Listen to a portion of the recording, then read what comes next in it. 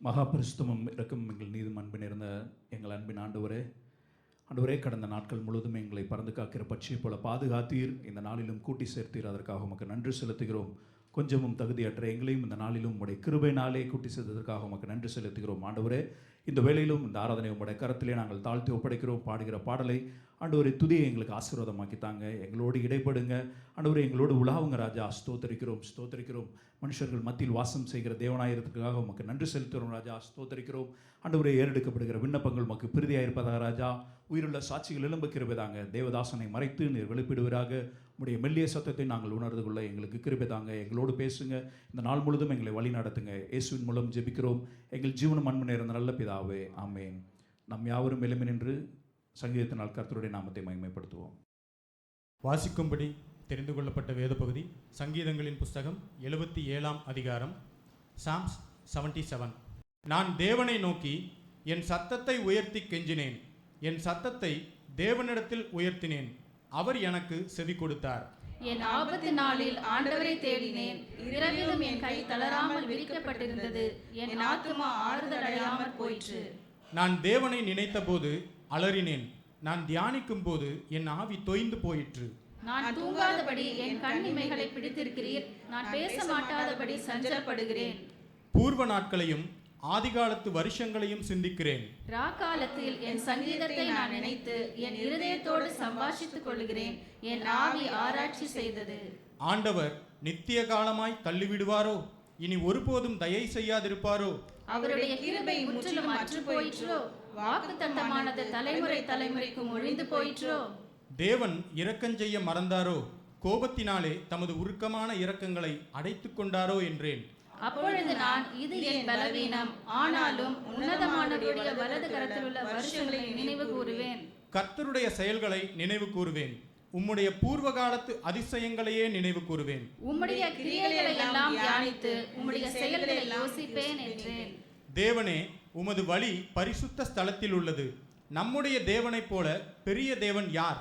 அதிசயங்களை செய்கிற தேவன் நீரே. ஜனங்களுக்குள்ளே உம்முடைய வல்லமையை விளங்க பண்ணினீர். யாக்கோபு, யோசேப்பு என்பவர்களின் புத்திரராகிய உம்முடைய ஜனங்களை உமது புயத்தினாலே மீட்டுக் கொண்டீர். ஜலங்கள் உம்மை கண்டது தேவனே. ஜலங்கள் உம்மை கண்டு தத்தளித்தது. ஆழங்களும் கலங்கினது. மேகங்கள் ஜலங்களை பொழிந்தது. ஆகாய மண்டலங்கள் முழக்கமிட்டது. உம்முடைய அம்புகளும் தெரிப்புண்டு பறந்தது. உம்முடைய முரளின் சத்தம் சுழற்காற்றில் முழங்கினது. மின்னல்கள் பூச்சக்கரத்தை பிரகாசிப்பித்தது. பூமி குலுங்கி அதிர்ந்தது. உமது வழி கடலிலும் உமது பாதைகள் திரண்ட தண்ணீர்களிலும் இருந்தது. உமது காலடிகள் தெரியப்படாமற் போயிற்று. மோசே ஆரோன் என்பவர்களின் கையால் உமது ஜனங்களை ஒரு ஆட்டு மந்தையைப் போல வழிநடத்தினீர். ஆமென். அல்லேலூயா. ஹல்லேலூயா. கர்த்தர் நல்லவர். புதிய ஏற்பாட்டின் பகுதியில் மகதலேனா மரியாள் அவங்களுடைய அன்பின் மிகுதியால் அவங்க இருட்டோடு எழுந்து போகிறத பார்க்குறோம். எந்த ஒரு ஆண் துணையும் இல்லாமல் இருட்டோட கல்லறைக்கு போகிறத பார்க்குறோம். அந்த பயம் தெரியலை அன்பின் மிகுதியில்.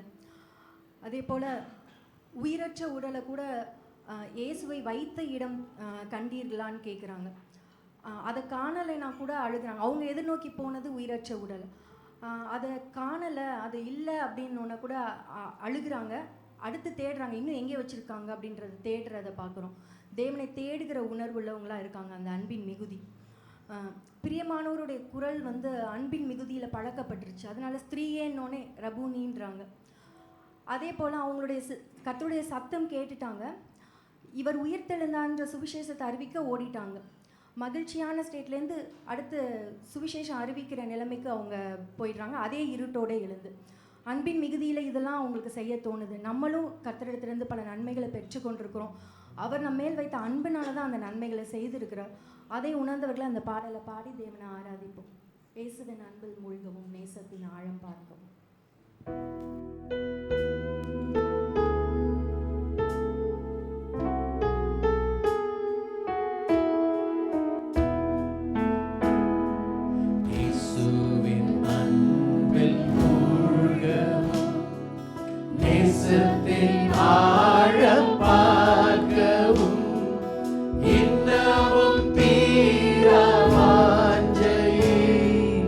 என்னில் உண்டாகுகின்றதே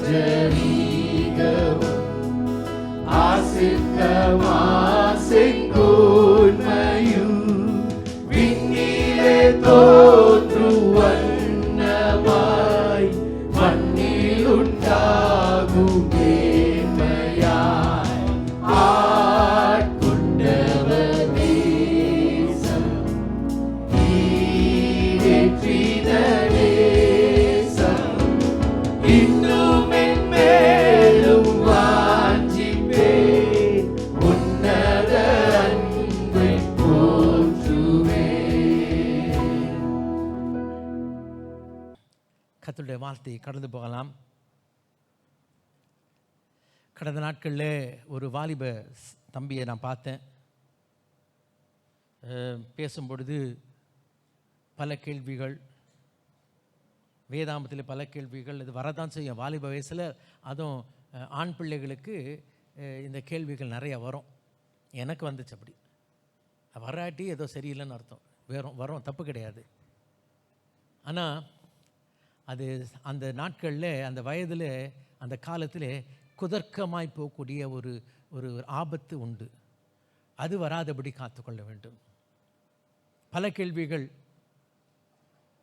மற்ற வேதத்திலும் இப்படி தானே இருக்குது, மற்ற இடத்துல இப்படி தானே இருக்குது. இந்த ஆண்டவரை எதுக்கு பின்பற்றணும்? இந்த ஆண்டவரை பின்பற்றதுனால அப்படி என்ன விசேஷித்த காரியம், அப்படி என்ன லாபம்?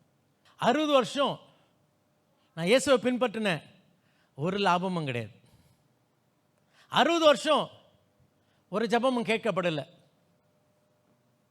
60 வருஷம் நான் காணிக்கலாம் கொடுத்தேன், எல்லாம் வேஸ்ட்டு.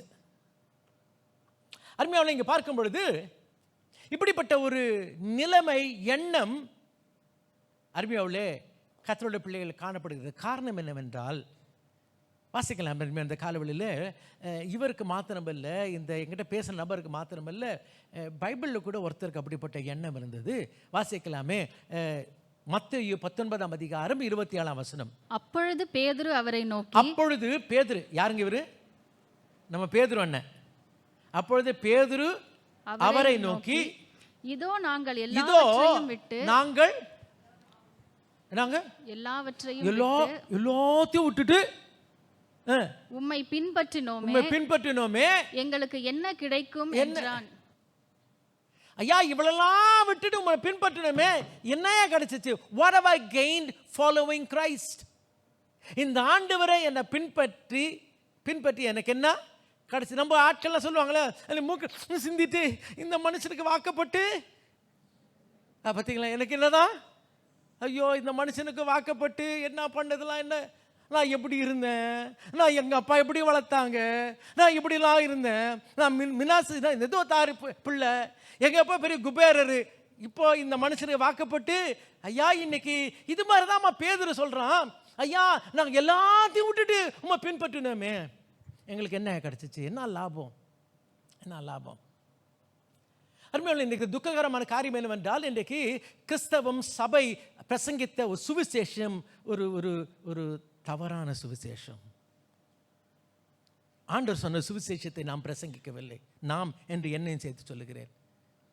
நாம் அறிய வேண்டிய காரியம் என்னவென்றால், இன்றைக்கு the gospel we heard, we preached, we professed, we proclaimed is not the right gospel. It's not the gospel of Jesus preached. இயேசு பிரசங்கித்த ஒரு சுவிசேஷத்தை பிரசங்கியாமல் நாம் நமக்கு விருப்பமான ஒரு பிரசங்கத்தை நாம் பிரசங்கித்துக் கொண்டிருக்கிறோம்.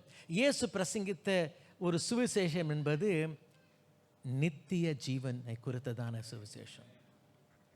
Jesus preached the gospel of eternal life, not earthly life. ஆனால் இன்றைக்கு நம்முடைய சுவிசேஷம்லாம் என்ன சுவிசேஷம்னா, இந்த உலக பிரகாரமான வாழ்க்கைக்கு உரிய அருமையாவில் இந்த சுவிசேஷத்தை தான் பிரசங்கித்து கொண்டு இருக்கிறோம். நல்ல காலம் பறக்குதம்மா, இதான் இந்த சுவிசேஷம். உனக்கு கார் பங்களா கிடைக்குது, நீ அப்படி அமெரிக்காவுக்கு போகிற, நீ பிளெயினில் போகிற, உனக்கு வீடு கிடைக்குது, உனக்கு நகை கிடைக்குது, உன் பிள்ளைக்கு இது கிடைக்குது, அது கிடைக்குது. ஐயா இதே சொல்லிட்டு, ஐயா இன்னைக்கு இந்த சுவிசேஷத்தை இயேசு பிரசங்கிக்கவில்லை. அவர் பிரசங்கித்த சுவிசேஷம் நித்திய ஜீவனின் சுவிசேஷமாய் பார்க்கிறோம். ஆமென், ஹல்லேலூயா. யோவான் 3ஆம் அதிகாரம் 14-15 நிறைய வசனம் குறித்து கொள்ளுங்கள். அறிஞர் வாசிக்கலாம், கொஞ்சம் நிறைய வசனம் வாசிக்கலாம். யோவான் 3:14-15. சர்ப்பமானது மோசேயினால் வனாந்திரத்தில் உயர்த்தப்பட்டது போல மனுஷகுமாரனும் தன்னை விசுவாசிக்கிறவன் எவனோ அவன் கெட்டு போகாமல் நித்திய ஜீவனை அடையும்படி, கெட்டு போகாமல் என்ன அடையும்படி? நித்திய ஜீவனை அடையும்படி உயர்த்தப்பட வேண்டும். அடுத்த வசனம் நமக்கு தெரியும். தேவன் தம்முடைய ஒரே பேரான குமாரனை விசுவாசிக்கிறவன் எவனோ அவன் கெட்டு போகாமல் என்ன அடையணும்? நித்திய ஜீவனை அடையும்படி அவரை தந்தருளி இவ்வளவா உலகத்தில் அன்பு கூறுதான். 4ஆம் அதிகாரம் 13-14. யோவான் 4:13-14. இயேசு அவர்களுக்கு பிரதியுத்தரமாக, இந்த தண்ணீரை குடிக்கிறவனுக்கு மறுபடியும் தாகம் உண்டாகும். யாருக்கு சொல்றாரு? சமாரிய ஸ்திரீக்கு சொல்றாரு. இந்த தண்ணீரை குடிக்கிறவனுக்கு தாகம் உண்டாகும். நான் கொடுக்கும் தண்ணீரை குடிக்கிறவனுக்கோ ஒரு காலம் தாகம் உண்டாகாது. நல்லா கவனிங்க, இவள் ஒரு தற்காலிகமான உலக வாழ்க்கை தேவையோடு வந்தாள். ஆனால் இவளுக்கு ஆண்டவர் நித்திய ஜீவனை கொடுக்கிறதை பார்க்கிறோம். ஆமென். நித்திய ஜீவனை குறித்ததான செய்தியை சொல்லுகிறார். நான் கொடுக்கிற தண்ணீரை குடிப்பவனுக்கு ஒரு காலம் தாகம் உண்டாகாது. நான் அவனுக்கு கொடுக்கும் தண்ணீர் அவனுக்குள்ளே நித்திய ஜீவ காலமாய் ஊறுகிற நீரூற்றாய் இருக்கும் என்றார். அருமையோடு அறிந்து கொள்ளலாம், இன்றைக்கு ஆண்டவர் பிரசங்கித்த, இயேசு பிரசங்கித்த சுவிசேஷம் நித்திய ஜீவன். அப்படியே அதே அதிகாரத்தில் தொடர்ந்து வரைக்கும் வருது. 31 36 வாசிக்கும் பொழுது நடக்கிற சம்பவம் என்ன வாசிக்கலாம். 30 வாசிக்கலாம். இப்படி நடக்கையில் சீஷர்கள் அவரை நோக்கி, எப்படி நடக்கையில் நமக்கு எல்லாம் தெரியும், இந்த இயேசு என்ன பண்ணார்னா அந்த சமாரியா நாட்டின் வழியாய் போக வேண்டியதாக இருந்துச்சு. ஏன்னா பொதுவாக யூதர்கள் சமாரியா வழியாக போக மாட்டாங்க. ஆனால் இவர் இல்லை போகணும்னு சொல்லிட்டு போகிறாரு. சீஷனுக்கெல்லாம் ஏன் இந்த ஆண்டவர் இப்படி போகிறாரு சொல்லிட்டு கேள்வியெல்லாம் இருந்துச்சு. சரி போகிறாரு. அங்கே போனால் திடீர்னு பார்த்தீங்கன்னா அவர் கால் வலிக்குதான். அவருக்கு அப்படின்னு டயர்ட் ஆகிடுச்சான். ஆனால் அவனுக்கு நீங்கள் போங்கப்பா, நீங்கள் போய் சாப்பாடு வாங்கிட்டு போங்க. இவரெல்லாம் கொஞ்சம் ஆக்டிங்லாம் பண்ணுவார் இந்த ஆண்டவர். உண்மைமா லூக்கா 24 அதிகாரத்தில் எடுத்து பாருங்களேன், எடுத்து வாசிக்க வேண்டாம். அங்கே கூட பார்த்தீங்கன்னா நடந்து போயிட்டே இருக்கும்போது அப்புறம் என்ன பண்ணுறாருன்னா ஊர் வந்துச்சான், சமீபத்து வந்துச்சான். இவர் அப்புறம் போகிறது போல ஆக்ட் பண்ணாராம். வசனத்தை போட்டிருக்கு. அதெல்லாம் அந்த ஆக்ட்லாம் எனக்காக தான் ஆக்ட் பண்ணுறார். ஹல்லேலூயா. அவர் என்ன போகிற இல்லை வாங்க வாருமையா போதகரே வந்து அதான் அங்கே வாசிக்கிறோம். ஸோ இங்கே பார்த்தீங்கன்னா ஐயோ எனக்கு கால் வலிக்குது. சில பிள்ளைங்க திடீர்னு நடக்கும்போது கால் வலிக்குன்னு சொல்லுங்க. இதுக்கு மேலே நடக்கவே முடியல. எதுக்கு? அம்மா தூக்கணும். அது மாதிரி இவர் என்ன பண்ணுறாரு, எனக்கு ரொம்ப கால் இது பிரயாணத்தில் இளைப்படைந்தவராய் என்ன பண்ணிட்டாராம். சரி அங்கே என்ன கடலில் நான் அப்படி உட்காந்துருக்கேன். நீங்கள் போய் என்ன பண்ணிட்டு வாங்க, சாப்பாடு வாங்கிட்டு வா. இவருக்கு வேறு பிளான் இருக்குது. இது சரி. இந்த பாவம் இந்த ஜனங்க அப்புறாணிகள் என்ன பண்ணாங்க, நேராக போனால் ஊருக்கு போய் வாங்கிட்டு வராங்க. அதான் வாசிக்கணும். வரும்போது பார்த்தா ஜீசஸ் யாரோட பேசிகிட்டு இருக்காரு. ஐயோ ஜீசஸ் என்ன அப்படி பேசிகிட்டே வராங்க. பேசிட்டு வந்து அதுக்கு மேலே வளர்க்கலையாம். அப்படின்னா அர்த்தம் என்ன, இவங்க மனசுக்குள்ளே நிறைய இருக்குது. என்ன இவர் பேசிகிட்டு இருக்காரு. இது இல்லாமல் ஜீசஸ் இந்தாங்க சாப்பாடு கொண்டாந்துருக்கோம். இல்லை நான் வேறு சாப்பாடு சாப்பிட்டேன். என்ன வேறு சாப்பாடு? யார் சாப்பாடு கொடுத்துருப்பா? இதெல்லாம் தான் நடக்குது. வாசிக்கலாமே. அதற்கு அவர், நான் புசிப்பதற்கு நீங்கள் அறியாத ஒரு போஜனத்தை எனக்கு உண்டு என்றார். அப்பொழுது சீசர்கள் ஒருவரை ஒருவர் பார்த்து யாராவது அவருக்கு போஜனம் கொண்டு வந்திருப்பானோ என்றார்கள். யாரு? இந்த அம்மா தான் கொடுத்துருக்கோம் அவருக்கு. அதோட என்ன சொல்றார், நான் கொடுத்தத அப்படிதானே சொல்லுவோம். நம்ம கொடுத்தது வேணான்ன உடனே நம்மளுக்கு பிடிக்காதவங்க கொடுத்தாங்கன்னு தானே சொல்லுவோம். நம்ம இப்போ பாஸ்டருக்கு ஏதோ கொடுக்குறாங்க, அவங்க வேணான்ட்டார்னு வச்சுங்க, உடனே அவங்க பாஸ்டருக்கு யார் கொடுத்தா தெரியுமா, அவங்க கொடுத்ததுனால தான் நீங்கள் என்ன பண்ணல, நீங்கள் நான் கொடுத்தத உங்களுக்குலாம் தெரியாதுல்ல, எனக்கு நிறைய தெரியும். அதோடு தான் என்ன பண்ணல, என்கிட்ட வேணான்னு சொன்னீங்க, எனக்கு தெரியும் நீ யார்கிட்ட வாங்க, எனக்கு எல்லாம் தெரியும். எனக்கு இது மாதிரி சீசன் சொல்கிறாங்க, ஐயா இவங்க யாரோ கொடுத்துருக்காங்கப்பா இவருக்கு, அதோடு தான் நம்ம கொடுத்தத வேணான்னு சொல்கிறாரு. ஏன்னா இவங்கெல்லாம் இவங்க மனசில், இவங்க சிந்தையில், இவங்க வாயில் எல்லாம் இந்த வாழ்க்கை, இந்த உலக வாழ்க்கை, இந்த என்னத்தை திம்போம், என்னத்தை இதெல்லாம் அங்கே இவங்க மனசில் இருக்குது. வாசிக்கலாம், தொடர்ந்து வாசிக்கலாமே. இயேசு அவர்களை நோக்கி, நான் என்னை அனுப்பினருடைய சித்தத்தின்படி செய்து அவருடைய கிரியையை முடிப்பதே என்னுடைய போஜனமாய் இருக்கிறது. அறுப்பு காலம் வருகிறதற்கு இன்னும் 4 மாசம் செல்லும் என்று நீங்கள் சொல்லுகிறதில்லையோ? இதோ வயல் நிலங்கள் இப்பொழுதே அறுப்புக்கு விளைந்திருக்கிறது என்று உங்கள் கண்களை ஏறெடுத்து பாருங்கள் என்று நான் உங்களுக்கு சொல்லுகிறேன். விதைக்கிறவனும் அறுக்கிறவனுமாகிய இருவரும் ஒருமித்து சந்தோஷப்படத்தக்கதாக அறுக்கிறவன் கூலியை வாங்கி நித்திய ஜீவனுக்காக பலனை சேர்த்து கொள்கிறான். அல்லேலூயா. எதுக்குங்க நல்லா கவனிங்கம்மா. நீ இந்த வாழ்க்கை காரியத்தை பேசி கொண்டிருக்கிறாய், பார்த்து கொண்டிருக்கிறாய். நான் நித்திய ஜீவன காரியத்தை பார்க்கிறேன். ஹல்லேலூயா. Again and again his gospel was about eternal life. இங்கே அடுத்தது வாசிக்கலாம். 5ஆம் அதிகாரம் 24ஆம் வசனத்துக்கு போகலாம். என் வசனத்தை கேட்டு என்னை அனுப்பினவரை விசுவாசிக்கிறவனுக்கு நித்திய ஜீவன் உண்டு. என் வசனத்தை கேட்டு அனுப்பின விசுவாசித்தவன் என்ன கிடைக்கும்? நித்திய ஜீவன். கேட்குறாங்களே இயேசுவை பின்பற்ற என்ன கிடைக்கும்? என்ன கிடைக்கும்னா நித்திய ஜீவன் கிடைக்கும். நித்திய ஜீவன் உண்டு. ஆமென். 6ஆம் அதிகாரம் 40ஆம் வசனத்தை வாசிக்கலாம். குமாரனை கண்டு அவரிடத்தில் விசுவாசமாய் இருக்கிறவன் எவனோ அவன் நித்திய ஜீவனை அடைவதும் நான் அவனை கடைசி நாளில் எழுப்புவதும் என்னை அனுப்பினருடைய சித்தமாய் இருக்கிறது என்றார். ஐயா, இதான் தேவ சித்தம். நீ குமாரனை ஏற்றுக்கொள்ளணும். குமாரனை ஏற்றுக்கொள்வது மூலமா என்னத்தை பெற்றுக்கொள்ளணும்? நித்திய ஜீவனை பெற வேண்டும். 6ஆம் அதிகாரம் 54ஆம் வசனத்தை வாசிக்கலாம். என் மாம்சத்தை புசித்து என் இரத்தத்தை பானம் பண்ணுகிறவனுக்கு நித்திய ஜீவன் உண்டு. நான் அவனை கடைசி நாளில் எழுப்புவேன். ஆமென். ஹல்லேலூயா, ஹல்லேலூயா. 10ஆம் அதிகாரம் 10ஆம் வசனம், திருடன் திருடவும் கொல்லவும் அழிக்க வருகிறான், நானும் அவைகளுக்கு ஜீவன் உண்டாயிருக்கு. இந்த ஜீவன் ஒரு பரிபூர்ண ஜீவனை, நித்திய ஜீவனை கொடுக்கும்படியா வந்தால். 10ஆம் அதிகாரம் 28ஆம் வசனம், நான் அவைகளுக்கு நித்திய ஜீவனை கொடுக்கிறேன். ஆமென்.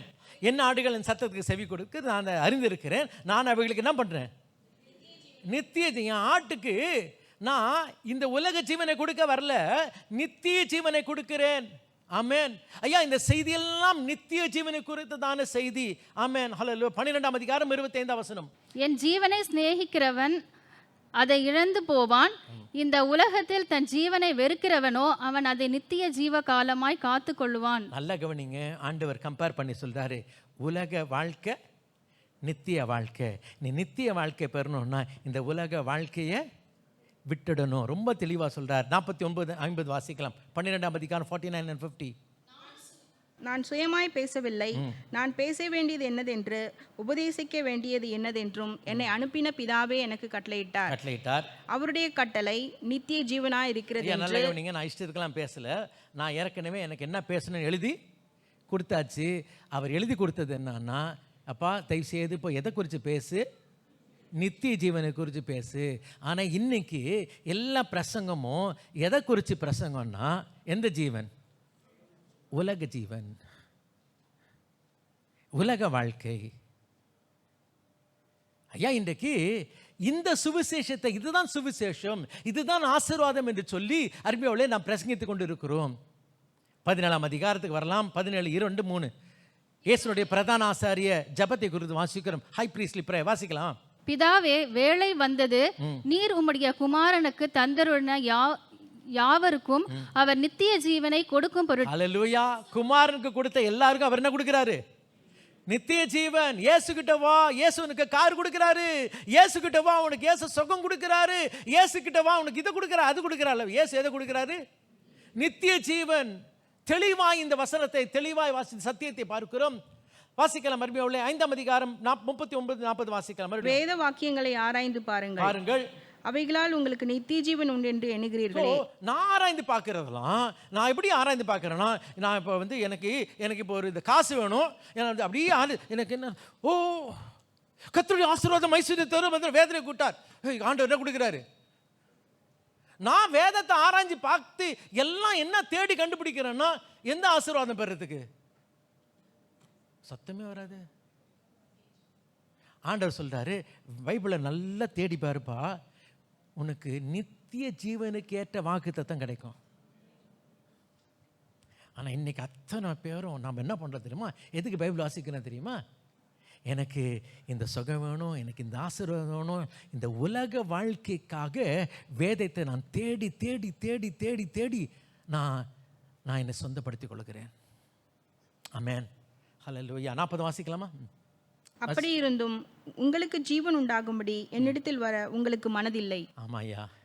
அதாவது எந்த ஜீவன்? நித்திய ஜீவன் வரது. என்கிட்ட எதுக்கு வரீங்கன்னா, என்ன ஜீவன் வேணும்? உலக ஜீவனுக்கு. அதுக்கு தான் ஏர்த்லி லைஃப் பெற என்கிட்ட வரீங்க. அந்த இட்டர்னல் லைஃப் பெற என்கிட்ட வர உங்களுக்கு இஷ்டம் இல்லை. 6ஆம் அதிகாரம் 26-27 வாசிக்கலாம். இயேசு அவர்களுக்கு பிரதியுத்தரமாக, நீங்கள் அற்புதங்களை கண்டதினால் அல்ல, நீங்கள் அப்பம் புசித்து திருப்தியானதினாலேயே என்னை தேடுகிறீர்கள் என்று. யாருக்கு தெரியாதா நீ எதுக்கு வரன்னு? தெரியாதா? நடக்கும் போதே தெரியும், நிறைய எண்ணம் ஜாட. இவர் எதுக்கு வர்றாருலாம் தெரியும்பா. நீ எதுக்கு வர தெரியுமா? அப்பம் புசித்து திருப்தியானதினாலே என்னை தேடுகிறீர்கள் என்று மெய்யாகவே மெய்யாகவே உங்களுக்கு சொல்லுகிறேன். அழிந்து போகிற போஜனத்திற்காக அல்ல, நித்திய ஜீவன் வரைக்கும் நிலைத்திருக்கிற போஜனத்திற்காகவே கிரியை நடப்பீங்கள். வா. எதுக்கு வானா, நித்திய ஜீவன் பெறக்கூடிய போஜனத்தை பெற என்கிட்ட வா. இயேசு பிரசங்கித்த சுவிசேஷம் இதுதான். இது போதுங்களா, இன்னும் வேணுங்களா? இதாமா இந்த சுவிசேஷம் இயேசு பிரசங்கித்தது. இயேசு பிரசங்கித்தது மாத்திரமல்ல, அருமையுள்ள வாசிக்கலாம். இது யோவான்ல மாத்திரம் இந்த காரியத்தை பார்க்கிறோம். மத்தேயு 25:46 வாசிக்கலாம். அந்தபடி இவர்கள் நித்திய ஆக்கினை அடையவும் நீதிமான்களோ நித்திய ஜீவனை அடையவும் போவார்கள் என்றார். ஒன்று உனக்கு நித்திய ஆக்கினை, இல்லாவிட்டால் நித்திய ஜீவன். ஆமென். இயேசு நித்திய நரகத்தை பேசினார், நித்திய ஒரு பரலோகத்தை பற்றி பேசினார். ஆமென். ஆனால் இன்றைக்கோ நாம் அருமையுள்ள பரலோகமோ நம்மளுக்கு நித்தியம் கிடையாது, நரகமோ நித்தியம் கிடையாது. நன்றாக இருந்து கொள்ளலாம். இயேசுவின் சுவிசேஷம் தான். இயேசு மாத்திரமல்ல, அருமையுள்ள நிருபங்களிலே அப்போஸ்தலருடைய சுவிசேஷம் அப்படித்தான் காணப்பட்டது. அருமையுள்ள அப்போஸ்தலர் 13 முதல் மிஷனரி பயணத்தை பவுலும் பர்னபாவும் எடுத்து செல்லுகிறதை பார்க்கிறோம். வாசிக்கலாமே. 13 வசனத்தை. அப்பொழுது பவுலும் பர்னபாவும் தைரியம் கொண்டு அவர்களை நோக்கி முதலாவது உங்களுக்கே தேவ வசனத்தை சொல்ல வேண்டியதா இருக்கிறது, நீங்களும் அதை தள்ளி. அதாவது முதலாவது பார்த்தீங்கன்னா, இந்த பவுலும் பர்னபாவும் இந்த முதல் மிஷனரி பயணத்தில் போகும்பொழுது அவங்க எங்கே போனாங்கன்னா, யூதருடைய ஜப ஆலயங்களில் போய் சுவிசேஷத்தை பிரசங்கித்தார்கள்.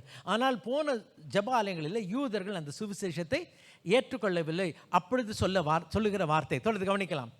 உங்களை நித்திய ஜீவனுக்கு அபாத்திரராக தீர்த்து கொள்ளுகிறபடியினால் இதோ நாங்கள் புறஜாதியாரிடத்திற்கு போகிறோம். உங்ககிட்ட நாங்கள் சொல்றோம், நீங்க கேட்கல.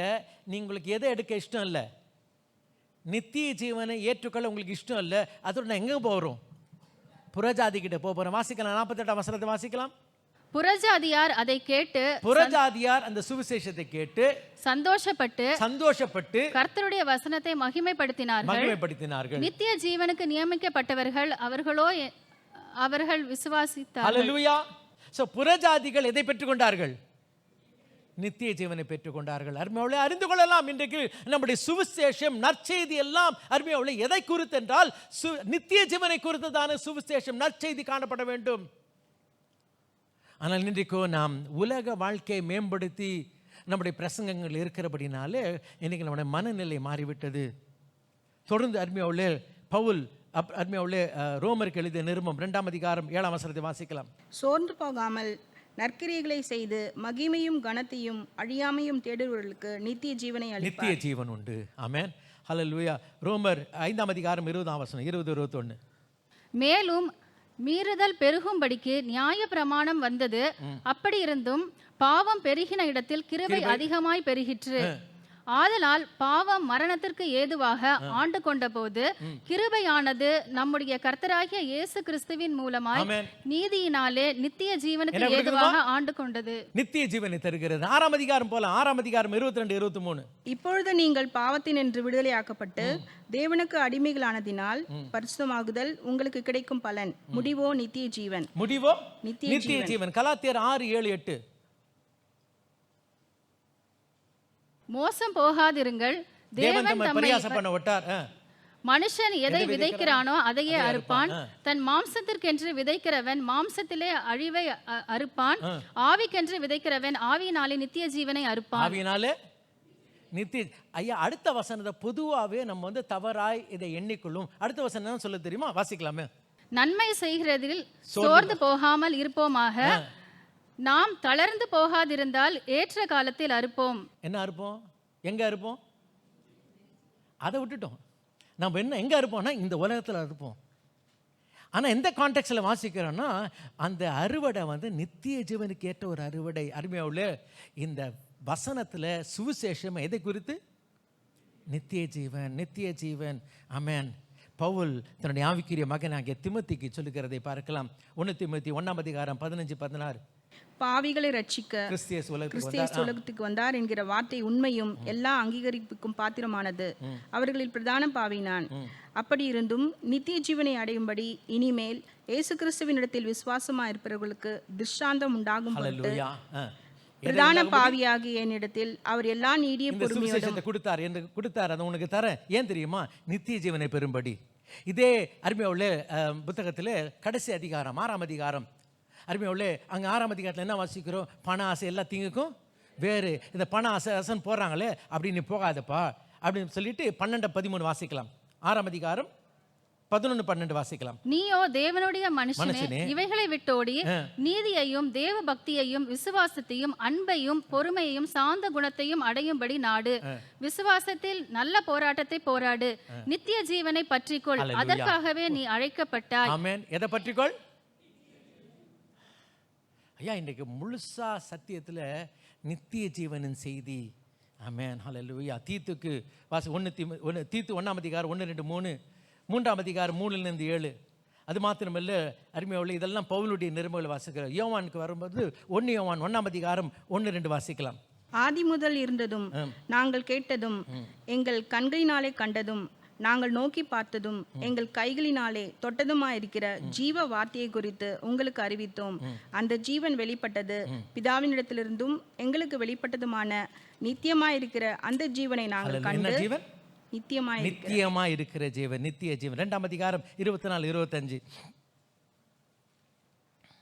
ஆகையால் ஆதி முதல் நீங்கள் கேள்விப்பட்டது உங்களில் நிலைத்திருக்க கடவது. ஆதி முதல் நீங்கள் கேள்விப்பட்டது உங்களில் நிலைத்திருந்தால் நீங்களும் குமாரனும் பிதாவிலும் நிலைத்திருப்பீர்கள்.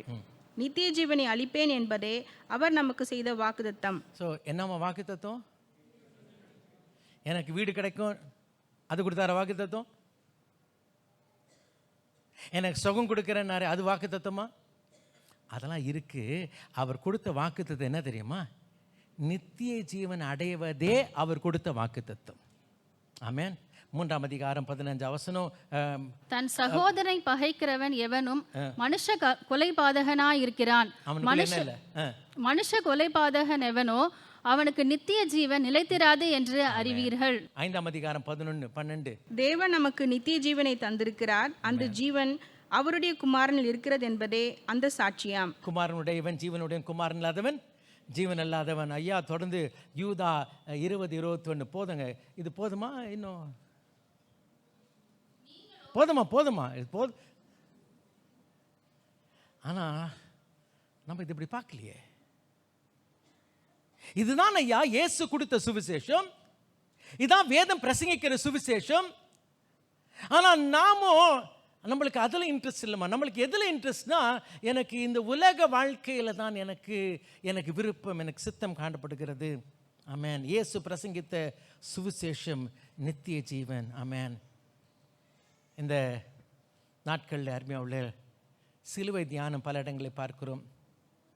இந்த சிலுவை தியானத்தின் நாட்களில் நிறைய பேர் இன்னும் சொல்ல வேண்டும் என்றால், இந்த மத்தேயுவை பார்த்தோமே, இந்த வசனம் இது சிலுவைக்கு 2-3 வாரங்களுக்கு முன்பாக நடந்த ஒரு சம்பவம், சில நாட்களுக்கு முன்பாக நடந்த சம்பவம். ஆமென். சிலுவை பற்றிய அருமையான உபதேசம். இந்த நாட்கள் சிலுவை என்ன ஆயிடுச்சுன்னா, ஆண்டவர் சொல்றார், என்னை பின்பற்றணும்னா என்ன பண்ணணும் ஒருத்தன். அதுதான் இன்றைக்கெலாம் சூப்பராக டிசைன் சிலுவைலாம் போட்டு வராங்களே. டிசைன் சிலுவை, அந்த சிலுவை ஆண்டவர் சொல்லலாமா? அதெல்லாம் இன்றைக்கி ஒரு பாரம்பரிய கிறிஸ்தவ குடும்பத்தில் இருந்துருந்தீங்கன்னா, உங்களுக்கு யாரோ பாஸ்டெலாம் வந்துட்டு போனான்னா என்ன பண்ணும்? இப்படி சிலுவை போடணும். எனக்கு தெரிஞ்ச சிலுவை பாடு, அப்படி தானே? இந்த சிலுவை என்னங்க? பிளஸ்ஸிங். இந்த பிளஸ்ஸிங் சிலுவை என்னைக்கு எங்கம்மா போட்டிருக்கு? பிளஸ்ஸிங் சிலுவை. இந்த வேதத்தில் பார்க்கிற எல்லா சிலுவையும் பாடுகளின் சிலுவை, ரத்தத்தின் சிலுவை, மரணத்தின் அடையாளம், வேதனை அடையாளம். நம்ம அதை என்னமா மாத்திட்டோம் தெரியுமா? ஆசீர்வாதத்தின் அடையாளமே மாத்திட்டோம். ஐயா, எனக்கு சிலுவை போடுங்க. சிலுவை எங்க வீட்டில் சொல்லுங்க, ஜீசஸ் பிளஸ். அது ஜீசஸ் பிளஸ். ஐயா, இன்னைக்கு நம்ம எப்படிலாம் மாத்திட்டோம் தெரியுமா? ஆண்டவர் சொன்னாரு, அப்பா என்னை பின்பற்றி வரணும்னா அவன் தன் சிலுவை எடுத்துக்கொண்டு என் பின்னாடி வரணும். நம்ம என்ன பண்ணோம்? சிலுவை எடுத்துட்டு என் சிலுவை பின்னாடி இருக்கணும். இந்த சிலுவை என்ன பண்ணிட்டோம்? முன்னாடி அழகா ஸ்டைலா மாட்டிக்கிட்டோமே. ஆஷ்வனஸ்டேல நெத்தியில போட்டுக்கிட்டாங்களே. இது எல்லாமா இன்னைக்கு நன்மை அறிந்து கொள்ளலாம். இன்றைக்கு நாம் நம்முடைய சுவிசேஷத்தை அப்படியே மாத்திட்டோம். ஏன்னா எனக்கு சாதகமா அப்படிப்பட்ட சுவிசேஷத்தை மாத்தினபடினாலே இன்னைக்கு சபை கேட்குது, இன்னைக்கு விசுவாசி கேட்கிறான். ஆமா, இந்த ஆண்டவருக்கு பின்னாடி வந்த எனக்கு என்ன கிடைச்சிச்சு? இந்த கேள்விக்கு காரணம் என்னவென்றால், இந்த சுவிசேஷத்தை நாம் திருப்பி கொண்டோம், மாற்றிக்கொண்டோம். வசனத்துக்கு மறுபடியும் போலாமா? லெட்ஸ் கோ டு மறுபடியும் வாசிக்கலாம். மத்தேயு 19 அதிகாரம் 27 வசனத்தை வாசிக்கலாம். அப்பொழுது பேதுரு அவரை நோக்கி, இதோ நாங்கள் எல்லாவற்றையும் அப்பொழுது பேதுருனா எப்பொழுதுன்னு கேட்கணுமா இல்லையா?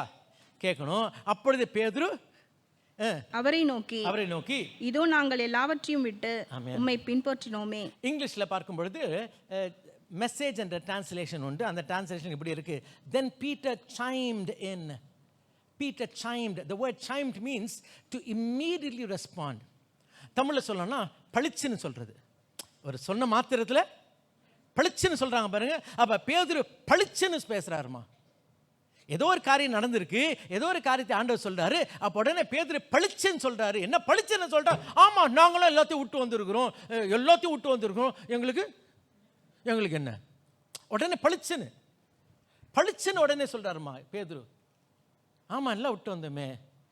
ஆமென், ஹல்லேலூயா. அருமையாவில் இந்த வசனத்தை பார்க்கும் பொழுது இந்த பின்னணியை பார்க்கலாம். அப்பொழுது பேதுரு பார்க்கும் பொழுது இந்த சம்பவத்தை 3 சுவிசேஷத்தில் பார்க்கிறோம். மத்தேயு, மார்க்கு, லூக்காவிலே பார்க்கிறோம். இந்த காலத்தை பார்க்க வேண்டும் என்றால் இயேசு கடைசியாய் கலிலியாவிலிருந்து யூதேயாவுக்கு கடந்து வருகிறார். மார்க் 10 அதிகாரம் 1 வசனத்தை வாசிக்கலாம். அவர் அவ்விடம் விட்டெழுந்து யோர்தானுக்கு அக்கறையில் உள்ள தேசத்தின் வழியா யூதேயாவின் எல்லைகளுக்கு வந்தார். ஜனங்கள் மறுபடியும் அவரிடத்தில் கூடி வந்தார்கள். சரிம்மா, வீட்டுக்கு போய் வாசிங்க. 1-16 பின்னணி. அது மாத்திரமல்ல, லூக்கா 18 அதிகாரத்தில் வாசிக்கிறோம். மத்தேயு 19 அதிகாரத்தில் சம்பவத்தை வாசிக்கிறோம். இங்கே பார்க்கும்பொழுது இயேசு அந்த வழியாய் கடந்து வருகிறார். வரும்பொழுது நடந்த 2-3 சம்பவங்கள். ஒன்று பார்த்தீங்கன்னா, பரிசேயர் பார்த்து கேட்குறாங்க. எதை குறித்து கேட்குறாங்கன்னா, விவாகரத்தை குறித்து கேட்குறாங்க. ஆமென். விவாகரத்துக்கு இதில் மார்க்லையும் வாசிப்போம், இதை மத்தேயுவில் வாசிப்போம். They ask about divorce. அதுக்கு பிறகு நடந்த சம்பவம் என்னன்னா, சிறு பிள்ளைகள் அவரிடத்துல வராங்க. இயேசு வராரு. வரும்போது சிறு பிள்ளைகள் அவர்கிட்ட வராங்க. எந்த இடத்துல எடுத்து வாசிக்கலாம். எந்த வசனம் அது? 13 வசனம் எடுத்து வாசிங்க. அப்பொழுது சிறு பிள்ளைகளை அவர் தொடும்படிக்கு அவர்களை அவரிடத்தில் கொண்டு வந்தவர்களை சீஷர்கள் அதட்டினார்கள். மத்தேயு 19:13 வாசிக்கலாம். அப்பொழுது சிறு பிள்ளைகளின் மேல் அவர் கைகளை வைத்து, 13 கூட இப்படிதானா? ஆமா, அப்படிதான். சிறு பிள்ளைகளை அவர் கைகளை வைத்து ஜெபம் பண்ணும்படிக்கு அவர்களை அவரிடத்தில் கொண்டு வந்தார்கள். லூக்கா 18 அதிகாரம் 15 வசனம். பின்பு குழந்தைகளையும் அவர்கள் தொடும்படிக்கு அவர்களை அவரிடத்தில் கொண்டு வந்தார்கள். இப்ப சிச்சுவேஷன் என்னன்னா, இயேசு அப்படி கடந்து வருகிறார். அப்ப பரிசேயர் பார்த்து கேட்டாங்க. அதுக்கு பிறகு அடுத்த சீன் என்னன்னா, எல்லாரும் என்ன பண்றாங்க? ஜீசஸ் கிட்ட பிள்ளைங்கள்லாம் கொண்டு வராங்க. பிள்ளைங்கள்லாம் சீசனா இல்லை, போகடா. இல்லப்பா, எங்கிட்ட வர என்ன பண்ணாதீங்க, தடை பண்ணாதீங்க, பரலோகராஜ்யம் அப்படிப்பட்டதுன்னு சொல்லிட்டு அவர் என்ன பண்ணார்? தூக்கி அப்புறம் அணைத்து கொண்டு அவர்களை ஆசீர்வதித்தார். ஜீசஸ் பிளஸ் போட்டார். என் பிள்ளையை தூக்கி என்ன பண்ணார் ஆண்டவர்? இதை ஒருத்தன் பார்த்துக்கிட்டே இருக்கான். நல்லா கவனிங்க, இதை ஒருத்தன் பார்த்துக்கிட்டே இருக்கான். 3 சுவிசேஷத்துலையும் இதுக்கு பிறகு ஒருத்தன் என்ன பண்ணுறான்னா, ஓடி வந்தானா. ஆமென். வாசிக்கலாமே, எங்கே வாசிக்கலாம்? Let's go to Mark. Mark 16 வசனத்தை வாசிக்கலாம். அவர்களை அணைத்து கொண்டு அவர்கள் மேல் கைகளை வைத்து அவர்களை ஆசீர்வதித்தார். பின்பு அவர் புறப்பட்டு வழியில் போகையில் ஒருவன் ஓடி வந்து சரிங்களா, ஒருவன் ஓடி வந்து வாசிக்கலாம். மத்தேயுல வாசிக்கலாம் இந்த சம்பவத்தை. மத்தேயு 19:16 வாசிக்கலாம். அப்பொழுது ஒருவன் வந்து அவரை நோக்கி நல்ல போதகரே. லூக்கா 18:18 வாசிக்கலாம். அப்பொழுது தலைவன் ஒருவன் அவரை நோக்கி. இதுக்கு முந்தின வசனம் என்ன நடந்துச்சு? இயேசு என்ன பண்ணாரு? சிறு பிள்ளைகளை கூட்டு வந்து என்ன பண்ணாரு? ஆசீர்வதிச்சார். அணைச்சி அவங்களை பிளஸ் பண்ணி, God bless you my child. அப்படித்தான் சொல்ல. இன்னைக்கு ஃபாதர் என்ன பண்றாரு? ஃபாதர் பிளஸ் பண்றாரு. God bless you my child, God bless you my child, God bless you my child, God bless you. இப்போ உடனே இவர் ஓடி வந்தாருங்க. இவர் ஓடி வந்தாரு. எனக்கு என்ன கிடைக்கும்? என்ன கிடைக்கும்? இந்த பிளஸ்ஸிங்க்கு நான் நடு ரோட்டில் கூட முட்டி போடுவேன். நடுரோல் ஓடி வந்தான், முட்டி போட்டான். நல்ல போதகரே, நித்திய ஜீவனை சுதந்திரத்துக்குள்ள நான் என்ன செய்யணும்? அப்படியாப்பா, இந்த உலக ஜீவனை வித்துட்டு நீ வா, உனக்கு என்ன ஜீவன் கிடைக்கும்? இந்த உலக ஆஸ்தியை வித்துட்டு நீ வா, உனக்கு என்ன கிடைக்கும்? என்ன இந்த ஆண்டவர் இப்படி சொல்றாரு? இவர் என்ன பண்ணுவாரு? என்ன, ஐயோ தம்பி வா தம்பி, என்ன பண்ண முட்டி போடு உனக்கு என்ன கொடுக்குறேன் நான் ப்ளஸ் பண்ண பாரு, உனக்கு ப்ளஸ் பண்ணி இப்போ உனக்கு என்ன கிடைக்குது நீ பாரு, எவ்வளோ தாழ்மையாக கேட்குற, உனக்கு நான் என்ன கொடுக்கணும், நான் பிளெஸ்ஸிங் கொடுக்கணும். தேங்க்யூ ஜீசஸ் அப்படி தான் போகலான்னு நினச்சான். ஆனால் பார்த்தீங்கன்னா இவர் உலக ஜீவனை கூடு, உனக்கு என்ன ஜீவன் கிடைக்கும், துக்க முகத்தோடு போயிட்டான். அப்போது இவன் சீஷனில் பார்த்து சொல்கிறாரு, பார்த்தீங்களாப்பா, ஒரு பணக்காரன் இந்த ஆண்டவர் ஏற்றுக்கிறதுக்கு, சுவிசேஷம் ஏற்றுக்கிறது எவ்வளோ கஷ்டமாக இருக்குது. ஒரு வாசிக்கலாம், அந்த வசனத்தை வாசிக்கலாம். அப்பொழுது இயேசு தம்முடைய சீஷர்களை நோக்கி, ஐஸ்வர்யவான் பரலோக ராஜ்யத்தில் பிரவேசிப்பது அரிதென்று மெய்யாகவே உங்களுக்கு சொல்லுகிறேன். மேலும் ஐஸ்வர்யவான் தேவனுடைய ராஜ்யத்தில் பிரவேசிப்பதை பார்க்கிலும் ஒட்டகமானது ஊசியின் காதிலே நுழைவது எளிதா இருக்கும் என்று. மார்க் 10:23 வாசிங்க. அப்பொழுது இயேசு சுற்றி பார்த்து தம்முடைய சீஷரை நோக்கி மறுபடியும் இதே கதை, லூக்கா 18:23. அவன் அதிக ஐஸ்வர்யம் உள்ளவனான ஆனபடினால் இதை கேட்ட பொழுது மிகுந்த துக்கம் அடைந்தான். அவன் மிகுந்த துக்கம் அடைந்ததை இயேசு கண்டு, ஐஸ்வர்யம் உள்ளவர்கள் தேவனுடைய ராஜ்யத்தில் பிரவேசிப்பது எவ்வளவு அரிதா இருக்கிறது. வசனம் கூட பாத்தீங்கன்னா என்ன இருக்குங்க, ஒரே வசனம், ஒரே செய்தி. தொடர்ந்து வாசிக்கலாம். ஐஸ்வர்யவான் தேவனுடைய ராஜ்யத்தில் பிரவேசிப்பதை பார்க்கிலும் ஒட்டகமானது ஊசியின் காதிலே நுழைவது எளிதா இருக்கும் என்றார். அதை கேட்டவர்கள், அப்படியானால் யார் ரட்சிக்கப்படக்கூடும் என்றார்கள். அதற்கு அவர், மனுஷரால் கூடாதவைகள் தேவனால் கூடும் என்றார். இப்ப வாசிக்கலாமே, 29ஆம் வசனத்தை வாசிக்கலாம். எந்த புக்கு 29? எது வேணா எடுத்துங்க. மத்தேயு 19:29 வாசிங்க. என் நாமத்தின் நிமித்தம் வீட்டையாவது சகோதரியாவது சகோதரிகளையாவது தகப்பனையாவது தாயையாவது மனைவியாவது பிள்ளைகளையாவது. மார்க் 10:29 வாசிங்க. அதற்கு இயேசு பிரதியுத்தரமாக, என் நிமித்தமாவது சுவிசேஷத்தின் நிமித்தமாவது வீட்டையாவது சகோதரனையாவது சகோதரிகளையாவது. 18:29 வாசிங்க. அதற்கு அவர், தேவனுடைய ராஜ்யத்தின் நிமித்தம் வீட்டையாவது பெற்றோரையாவது சகோதரியாவது. இது திரும்ப பாத்தீங்கன்னா 19, மத்தேயு 19:29, மார்க் 10:29, லூக்கா 18:29 என்ன சொல்றாருன்னா, நீ வெறும் ஆஸ்தி மாத்திரம் இல்லை, உன் வீடு. ஏற்கனவே இவங்களுக்கு பிடிக்கல. என்ன பிடிக்கல? இவர் என்ன சொல்லிட்டாரு, பணத்தை குட்டுத்துட்டு வாப்பா, உனக்கு என்ன கிடைக்கும், நித்திய ஜீவன்.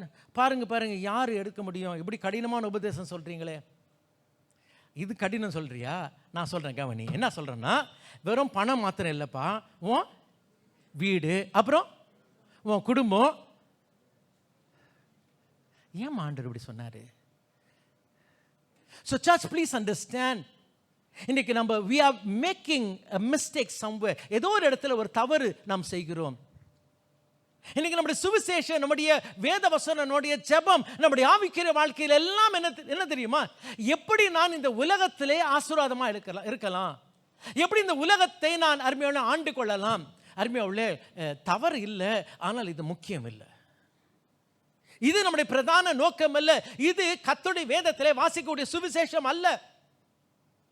ஆமென், ஹல்லேலூயா. ஆனால் இன்றைக்கு நம்ம என்ன சொல்றோம் தெரியுமா, ஆண்டவரே, நான் என்ன பண்ணிட்டேன், எல்லாத்தையும் விட்டுட்டு வந்தேனே, எனக்கு என்ன கிடைக்குது எல்லாம்.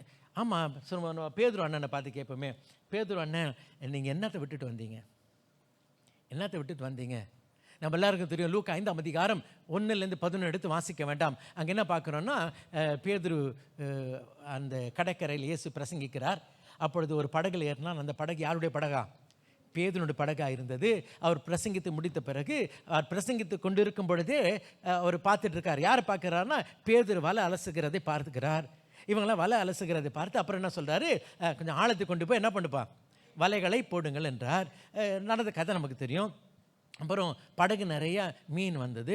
அந்த மீனெல்லாம் விட்டுட்டு பேதுரு அண்ணன் வந்தார். கேட்போமே, நான் எல்லாம் விட்டு வந்தேன்னு சொன்னியே பேதுருவே, நீ எதை விட்டு வந்த?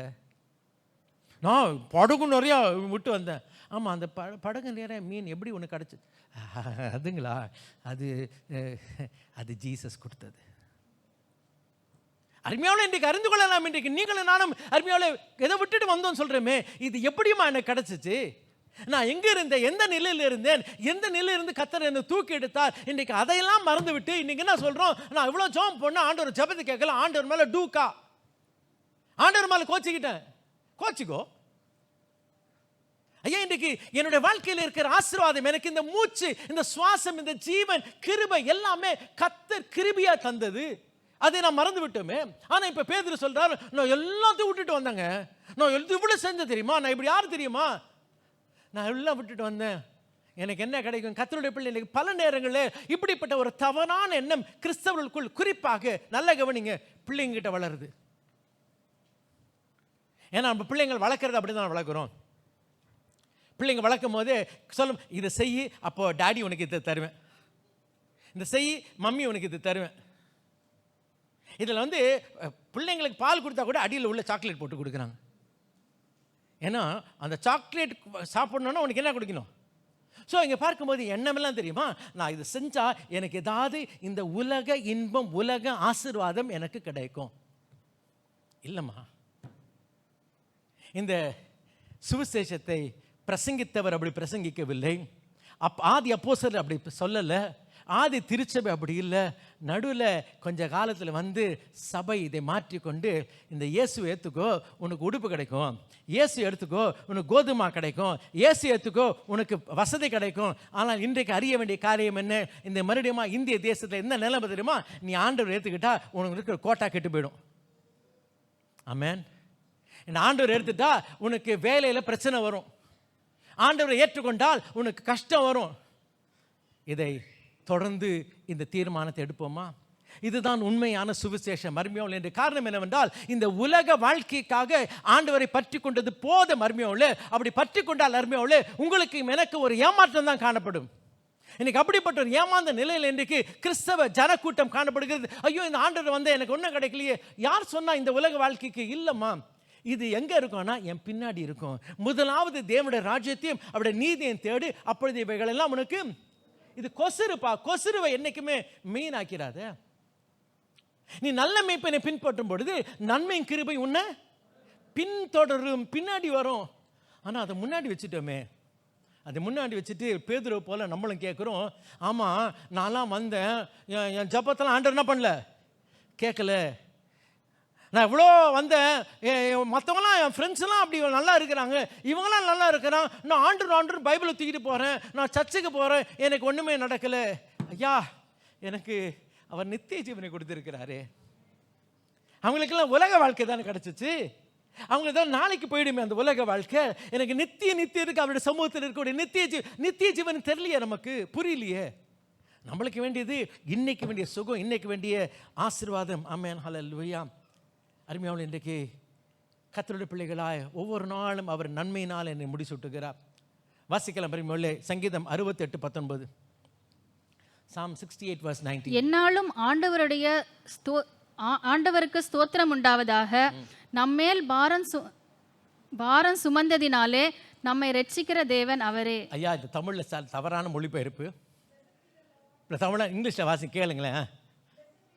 Blessed be the Lord who daily loads us with benefits.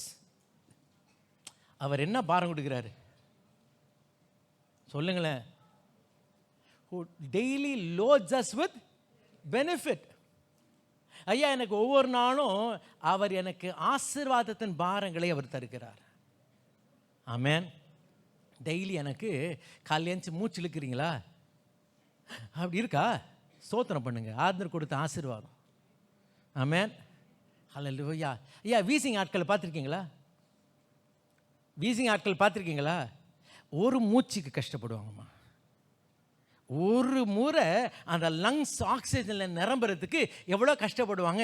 இன்னைக்கு அப்படி ஃப்ரீயாக என்ன பண்ணுறோம், மூச்சு இழுக்கிறோம்ல, கிருபை. சாப்பிட்டீங்களா, கிருபை. குளிக்கிறதுக்கு தண்ணி வீட்டில் வந்துச்சா, கிருபை. யோசிச்சு பாருங்கம்மா, இன்னைக்கு எவ்வளவு கிருபைமா. இன்னைக்கு டெய்லி எனக்கு கர்த்தர் கிருபை தருகிறார். ஐயா, இஸ்ரவேல் மக்கள் என்ன பண்ணாங்க தெரியுமா? ஒவ்வொரு நாளும் ஆண்டவர் மன்னாவை கொடுத்தார், ஒவ்வொரு நாளும் கொடுத்தாருமா, சாப்பிட்டாங்க.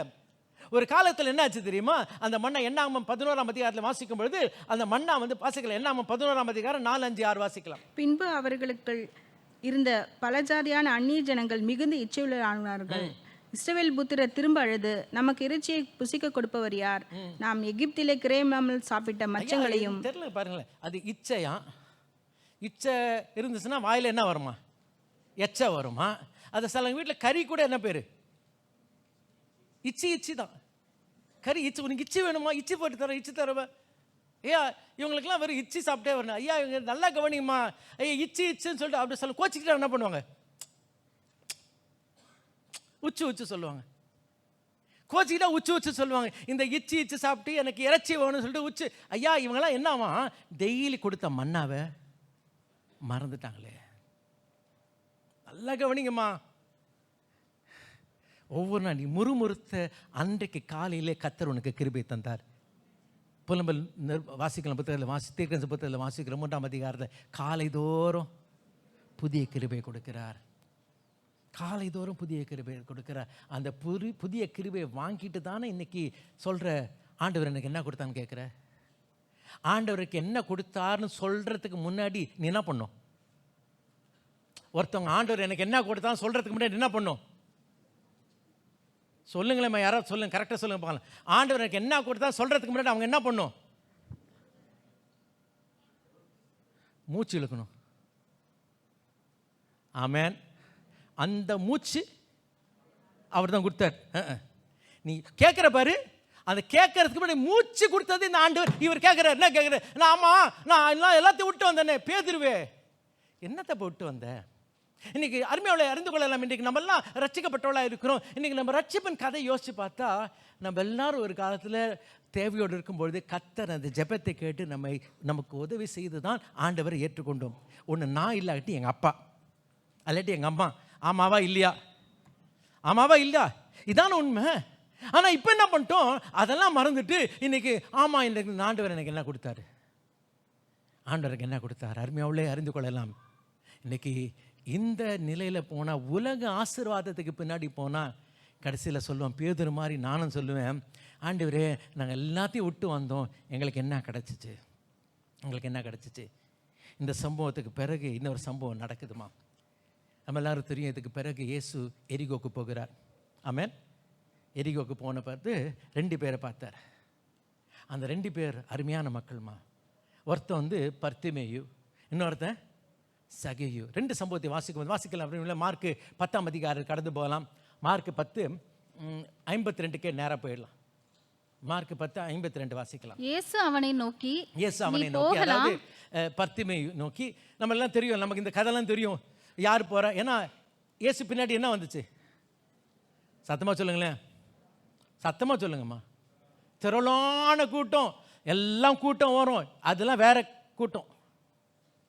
எங்கே இயேசு போனாலும் கூட்டம் நிறைய வரும்பா. திரளான கூட்டம் வந்துச்சு. ஆனால் இவன் வந்தான். ஹல்லேலூயா. இவன் வந்தான். என்ன சொன்னா தெரியுமா? ஆண்டவரே நான் பார்வை அடையணும். பார்வையை அடைஞ்ச உடனே இது வரைக்கும் உலகத்தில் அவன் எதுவுமே பார்த்ததே, சத்தமாக சொல்லுங்க, அவன் பிறவி குருடன், உலகத்தில் எதுவுமே பார்த்தது இல்லைம்மா, எதுவுமே பார்த்ததில்லை. பார்வை அடையணும். ஆண்டவர் சொல்லிட்டார் தெரியுமா, நீ என்னப்பா போகலான்னா எங்கே போகலாம்? சினிமாவுக்கு போ, பீச்சுக்கு போ, ஐயா நீ விளையாடுறதுக்கு போகலான்னா எங்கே வேணா போகலாமா இல்லையா? ஆண்டவர் இங்கே போன்னு சொன்னாரா? சொல்லல. நீ எங்கே வேணா போ. ஆனால் வசனத்தில் வாசிக்கலாமே. இயேசு அவனை நோக்கி, நீ போகலாம், உன் விசுவாசம் உன்னை ரட்சித்தது என்றார். உடனே அவன் பார்வை அடைந்து வழியிலே இயேசுவுக்கு பின் சென்றான். ஹல்லேலூயா. இதான் நித்திய ஜீவன். ஆனால் நீங்கள் என்ன சொல்கிறோம்? உங்களுக்கு தெரியாது பாஸ்டர், எனக்கு இப்போதான் கண் பார்வை கிடச்சிச்சு. உடனே சர்ச்சுக்கு வான்றீங்களே நீங்கள். உடனே கொஞ்ச நாள் என்ன பண்ணுறேன், நான் எதுவுமே பார்க்கல, நான் போய் பார்த்துட்டு வரேன். இது வரைக்கும் நான் மரம் கூட பார்த்ததில்ல, ஐயோ ரோஜா பூ பார்த்ததில்ல, நான் இது போய் அப்பா எல்லாம் பார்த்துக்கலாம்ப்பா, அப்புறம் பார்த்துக்கலாம். முதல்ல யார் பின்னாடி வருவோம்? ஹல்லேலூயா. இன்றைக்கி நம்ம சொல்கிறோமா, எல்லாம் ஆண்டவரே எனக்கு இப்போ தான் பார்வை கொடுத்தீங்க, இப்போ தான் எனக்கு ஆச்சு, நான் கொஞ்சம் வாழ்க்கை என்ன பண்ணிட்டு வரேன், என்னவா? அதுக்கப்புறம் ஐயோ சோத்திரம், நிறைய கதைலாம் சொல்ல வேண்டாம். ஐயோ இன்னொருத்தனை வராம்மா. தொடர்ந்து அப்படியே போனால் எரிகோவுக்கு அங்கேயும் திரள் கூட்டம் வருது. திரள் கூட்டத்தில் ஆண்டவர் பார்க்க முடியலன்னு சொல்லிட்டு இவன் குள்ளனா இருந்தபடினால அவன் என்ன பண்ணுறான், ஒரு மரத்து மேலே ஏறுறான். மரத்து மேலே எப்படியாவது பார்க்கணும். இதெல்லாம் நமக்கு தெரிஞ்ச கதை. இயேசு வந்தார், நின்று சகிவை சீக்கிரம் இறங்கி வா, நான் உன் வீட்டுக்கு வரப்போகிறேன். அவன் என்ன பண்ணான் தெரியுமா, உலக ஆஸ்திகளை விட்டு, அவனுக்கு தெரியும் இந்த ஆண்டவர் நித்திய ஜீவனை பெறணும்னா இந்த ஜீவனை என்ன பண்ணக்கூடாது, நான் பற்றி கொள்ளக்கூடாது. இயேசு சொல்லவே இல்லைம்மா. அவன் இந்த உலக வாழ்க்கையை விட்டு அவரை பற்றி கொண்டான். அவர் சொன்னார், இன்றைக்கு இந்த வீட்டுக்கு கர்த்தருடைய பிள்ளைகளாய் இன்றைக்கு அறிந்து கொள்ளலாம். இன்றைக்கு நம்ம ஒரு தவறான ஒரு கிறிஸ்தவ எண்ணத்தில் இருந்து கொண்டு இருக்கிறோம். அப்படி இருந்தால் பேதுரு சொன்ன பிரகாரம் நமக்கு அப்படிப்பட்ட எண்ணம் சொல்லாமல் இருந்தாலும் மனசுக்குள்ளே வரும். என்ன இவ்வளோ நாள் இந்த ஆண்டவர் வந்தேன், அவங்கவுங்கெல்லாம் இப்படி இருக்கிறாங்க, எனக்கு மாத்திரம் இப்படி இருக்கேன்ற எண்ணம். இல்லையா, நீ நல்லவர், நீ வல்லவர், நீர் உண்மையுள்ளவர். ஹல்லேலூயா, ஹல்லேலூயா. எனக்கு உண்மையே கொடுத்துட்டீர். குமாரன் உடையவன் ஜீவனுடையவன், அவரையே கொடுத்தவர், அவரோடு கூட மற்ற எல்லாவற்றையும் நீங்கள் பார்த்துக்குவீங்க ஆண்டவரே. ஆனால் எனக்கு நீங்கள் போதும். இயேசு, சத்தமாக சொல்லுங்களேம்மா, போதுமே. கண்ணு முடிச்சு போய்க்கலாமா, கண்ணு முடிச்சு போய்க்கலாமா. ஆமென், hallelujah, hallelujah, hallelujah, amen. Thank you, Jesus. 1 யோவான் 5ஆம் அதிகாரம் 20ஆம் வசனத்தை வாசிக்கலாம். 1 யோவான் 5:20. அன்றியும் நாம் சத்தியம் உள்ளவரை அறிந்து கொள்வதற்கு தேவனுடைய குமாரன் வந்து நமக்கு புத்தியை தந்திருக்கிறார் என்று அறிவோம். அவருடைய குமாரனாகிய இயேசு கிறிஸ்து எனப்பட்ட சத்தியம் உள்ளவருக்கு, அவருடைய குமாரனாகிய இயேசு கிறிஸ்து எனப்பட்ட சத்தியம் உள்ளவருக்குள்ளும் இருக்கிறோம். இவரே மெய்யான தேவனும் நித்திய ஜீவனுமாய் இருக்கிறார். ஸோ நித்திய ஜீவன்ன்றது வந்து இட்ஸ் நாட் அ கான்செப்ட். நித்திய ஜீவன் இஸ் கிரைஸ்ட். ஆமென். குமாரன் உடையவன் ஜீவனுடையவன், குமாரன் இல்லாதவன். ஸோ இன்றைக்கி நம்ம நித்திய ஜீவனே ஆண்டவர் கொடுக்கறது இல்லைம்மா, ஆண்டவரே நமக்கு நித்திய ஜீவன். ஆமென், ஹல்லேலூயா. இன்றைக்கி இதுதான் உண்மையான சுவிசேஷம். நம்ம பிள்ளைங்களுக்கு சொல்லுவோம், அப்பா முதல்ல உனக்கு நித்திய ஜீவன் வேணும், அதுக்கப்புறம் மற்றதெல்லாம் பாரு. படிப்பை பாரு, வேணான்னு சொல்லலை. வேலையை பாரு, வேணான்னு சொல்லலை. எல்லாம் பாருப்பா, விளையாடு, தப்பு வேணான்னு சொல்ல நான். ஆனால் முதல் நித்திய ஜீவனுக்கு அடுத்ததே நாடு. நித்திய ஜீவனுக்கு அடுத்தது இன்னைக்கு அருமையோடு இன்னைக்கு என்ன பண்ணுறோம்னா, இன்னைக்கு நீ செய்ய, நான் உனக்கு வந்து விளையாட அனுப்புகிறேன். உனக்கு அந்த உலக வாழ்க்கைக்கு முக்கியத்துவம் கொடுத்துட்டோம். Amen. Can we invite people please? Others are coming. Amen, hallelujah. Thank you Jesus. Amen, hallelujah. அருமையோடு இந்த நாளில் நாமே ஒப்பு கொடுத்து ஜெபிக்கலாம். கர்த்தர் சித்தமானால் வர வாரத்தில் ஞானஸ்நானம் உண்டு. இந்த பிள்ளைங்கள்லாம், இந்த மக்கள்லாம் நித்திய ஜீவனை பெற்றுக்கொள்ள வந்திருக்கிறாங்க. ஆமென். இந்த 13 பேர் நித்திய ஜீவனை பெற்றுக்கொள்ள முடிய வந்திருக்கிறாங்க. ஞானசம் எடுக்கிறது என் ஆசீர்வாதத்துக்காக ஞானசம் எடுக்கலை. ஞானசம் எடுக்கிறது அந்த நித்திய ஜீவனை பற்றி கொள்ளும்படியாக எடுக்கிறேன். Amen, hallelujah, hallelujah. Thank you Jesus. கண்டுபிடிச்சு ஜெபிக்கலாம். ஒருவேளை என் மனசுக்குள்ளே இந்த எண்ணம் இருந்தால், ஆண்டவரே சாரி ஆண்டவரே, இது இவ்வளோ நாள் நான் அப்படி நினச்சிட்டேன், என்னை மன்னியுங்க. எனக்கு நீங்கள் தான் நித்திய ஜீவன், உண்மையை நாங்கள் பற்றி கொள்கிறேன், உண்மை பற்றி கொள்கிறேன். ஆண்டவரே இந்த நாளில் பேதுரு போல நாங்கள் தவறு செய்யாதபடி எங்களை காத்துக்கொள்ளும். ஆசீர்வதியும் தகப்பனே. ஆண்டவரே இந்த நாட்களில் கிறிஸ்தவம் வித்தியாசமான பாதையில் போகும்பொழுது, அந்த நாட்களில் சத்தியத்தை, நீர் எங்களுக்கு கொடுத்த சத்தியத்தை மாத்திரம் பற்றி கொள்ள கிருபை தாரும். நன்றி செலுத்துகிறோம். இயேசு நாமத்தில் வேண்டிக் கொள்கிறோம் பிதாவே. ஆமென்.